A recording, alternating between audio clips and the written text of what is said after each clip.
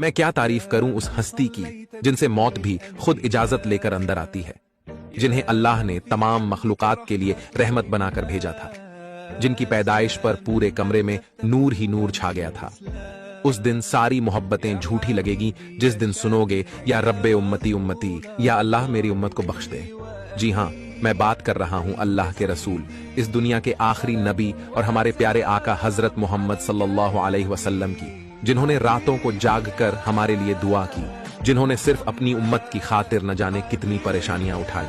بتاؤ، اگر ایسی ہستی سے محبت نہ کرے تو پھر کس سے کرے؟ یا رسول اللہ، ہماری جان آپ پر قربان ہے، بہت خوش قسمت ہے ہم مسلمان جو آپ کی امت سے ہے۔ میرے نبی وہ ہستی ہے جو پتھر کے پاس سے گزرتے تھے تو پتھر سے آواز آتی تھی، السلام علیکم رسول اللہ۔ جب آپ کسی درخت یا پہاڑ کے پاس سے گزرتے تھے تو آواز آتی تھی، السلام علیکم رسول اللہ۔ سبحان اللہ، ہماری جان آپ پر قربان ہے یا رسول اللہ۔